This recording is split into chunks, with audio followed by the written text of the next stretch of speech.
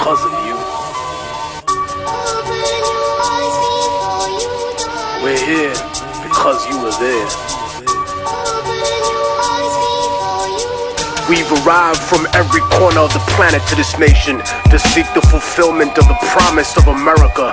We were promised a better life in our home countries, where we were told that privatizing water and electricity would make things run more efficiently.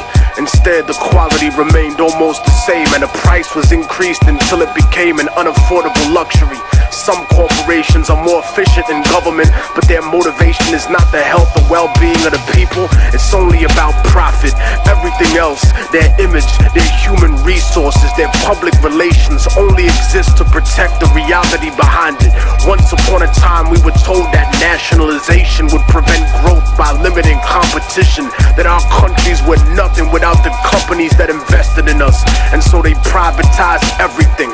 Everything in our country was owned by people that had no connection to our culture, by those who never had our interest at heart. They didn't care about our survival or well-being. They just wanted to turn a profit by raping the land, by exploiting our people, our industry, and our resources. They took everything we built and made it theirs. First by creating racism to justify slavery, building the capital for capitalism, and then when they gave us what they called liberty, everything we had was still owned by them.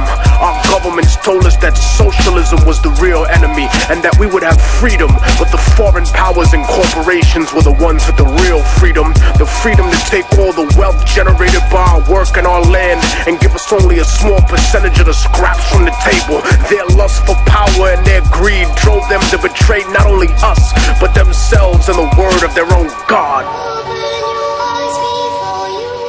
And while some used missionaries and donations to offset this abuse, other countries and companies were blatant with their crimes, using war, disease, and sanctions that killed millions. They supported corrupt governments that were almost like the old slave masters in their repression of the people, because their loyalty was to those who enabled them, installed them, and kept them in power. They became the bastard children of American industry, kleptocracies, governments of thievery. They protected the corporations and went to war against their own people to preserve those profits. The puppet rulers were given billions of US tax dollars to fund civil wars, right-wing death squads, execute political dissidents, sympathetic clergy, and even overthrow democratically elected governments. And so the age of revolution began again. They painted it as godless terrorists versus the free world and the free market. But the free market has never been free, because the market does not regulate itself. It is manipulated like a puppet, and it survives because of its image. Destroy the image and the enemy will die. Such is the same in the rap industry, for the major label superpowers treat the underground like the third world. When they need new assets, new artists to prostitute or sign and put on the shelf to use their songs. When they needed new concepts, music, and publishing to steal from producers, they came to the underground, to the third world. They took our culture, our property, and our industry, and our resources, even using our own people to help them exploit us. But behind the mask of efficiency they claim that we need to succeed, they're no better than us. Their economic advertisement was always a lie. A few got rich, but most were given an illusion of wealth, almost as if it was designed for failure.